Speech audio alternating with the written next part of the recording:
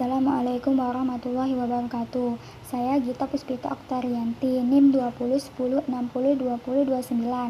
Di sini saya akan membacakan hasil resum dari mata kuliah Mikroekonomi Islam mengenai teori konsumsi Islam. Teori konsumsi ini terbagi menjadi dua, yaitu teori konsumsi konvensional dan teori konsumsi Islam. Nah, sebelum kita membahas tentang kedua teori konsumsi tersebut, kita harus tahu dulu apa itu arti dari konsumsi. Konsumsi dapat kita artikan sebagai suatu kegiatan manusia menggunakan atau memakai barang atau jasa untuk memenuhi kebutuhan. Artinya, mutu dan jumlah barang atau jasa dapat mencerminkan kemakmuran konsumen tersebut.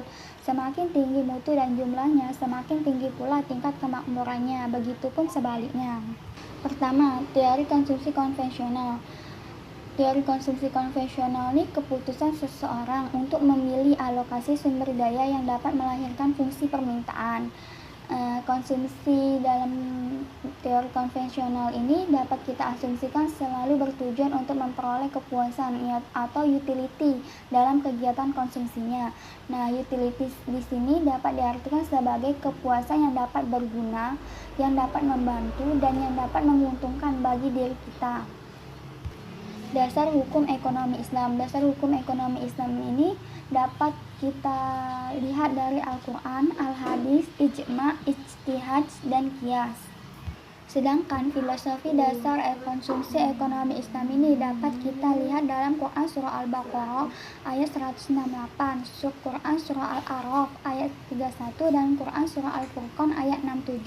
Adapun hadis yang membahas tentang konsumsi, contohnya, makanlah sebelum lapar dan berhentilah sebelum kenyang.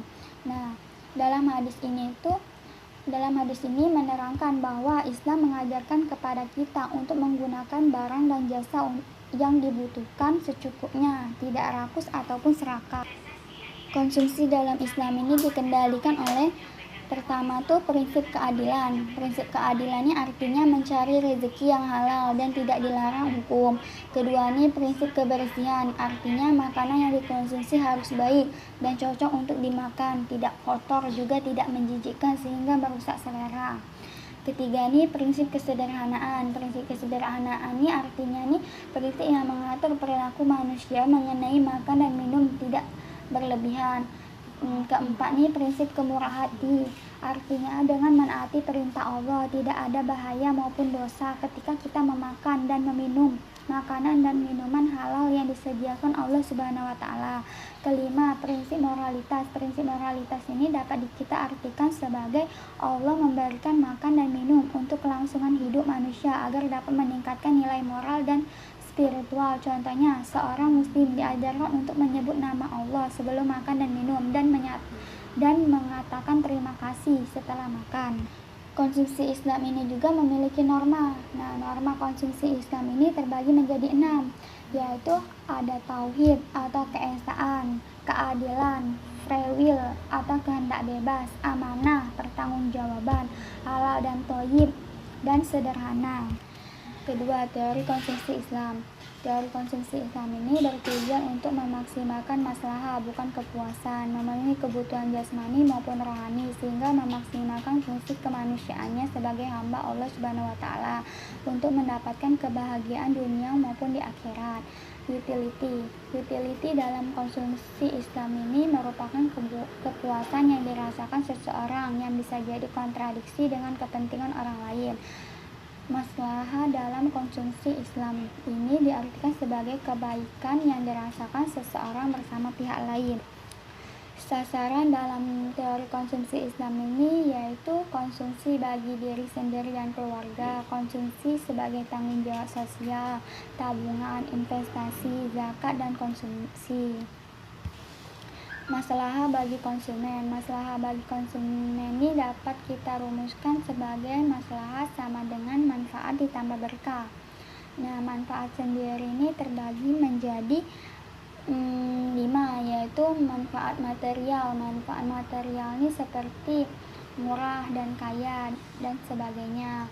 Kedua ini manfaat fisik atau psikis, artinya nih kita mendapatkan keamanan, kesehatan, kenyamanan, dan sebagainya. ketiga nih manfaat intelektual. Manfaat intelektual nih artinya kita nih mendapatkan pengetahuan. Manfaat lingkungan nih artinya eksternalitas positif atau aktivitas ekonomi yang menyebabkan dampak positif bagi manusia.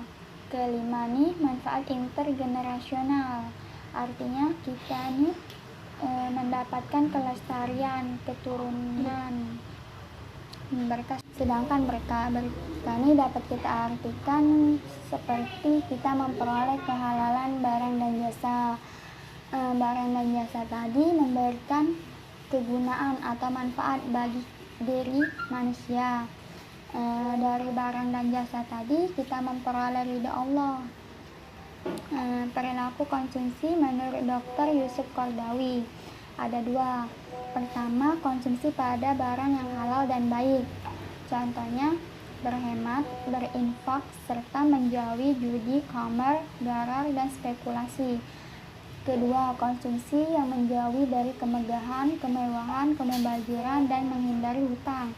Kesimpulan dari perilaku konsumsi menurut Dr. Yusuf Qaradawi yaitu parameter kepuasan seorang muslim. Tentu saja parameter dari definisi manusia terbaik yaitu memberikan kemanfaatan bagi lingkungan.